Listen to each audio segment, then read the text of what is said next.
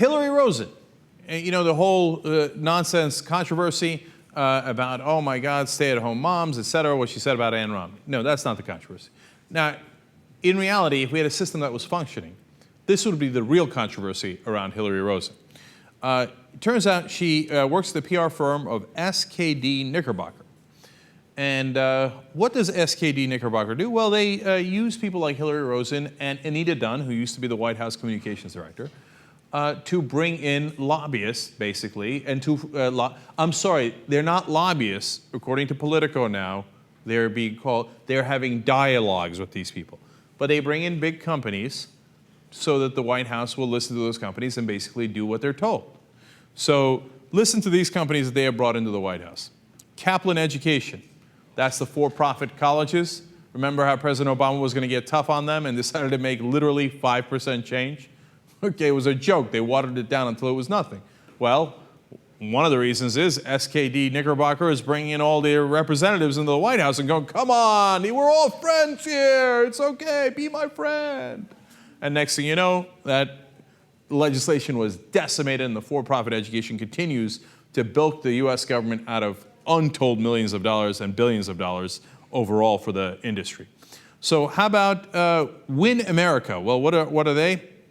Well, that's a lobbying campaign, and it brings in giant companies like Pfizer and Google who want their offshore tax havens protected, because they save billions in tax cuts that way. So for example, if you do a tax holiday and you allow those companies that have all that money offshore to bring them back, instead of paying the regular 35%, they pay 5%. That's a possibility. That's one thing that they're lobbying for. Now, some of the things they've won on, like the for-profit colleges.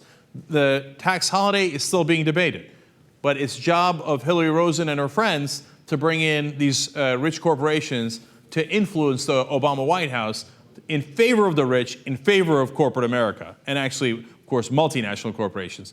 And then there's General Mills and PepsiCo that they represent. And they represent them on lowering the food nutrition standards that the Obama White House wants to push for. And then there's Students First. That's private schools at the high school level. They want charters, private schools, learning companies, et cetera. Take more of the public education money, funnel it to those private companies. And then there's the Association of American Railroads that they represent.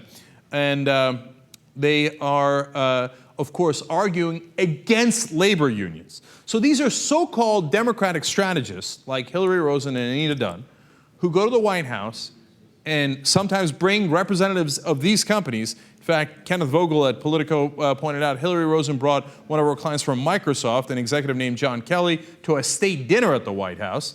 And Lee Fang wrote about this at Republic Report, and it's fantastic, the overall trend. His reporting is fantastic. The overall trend is disastrous. And they bring all these people in, and they say, okay, here's an audience with the White House, now pay me, pay me. And this is how we all get screwed. This is how, as I showed you earlier in the show, corporations pay less and less taxes. We pay more and more taxes. And on it goes. So if there was a real press in this country, the real scandal around Hilary Rosen would have been how she peddles this influence for her PR firm.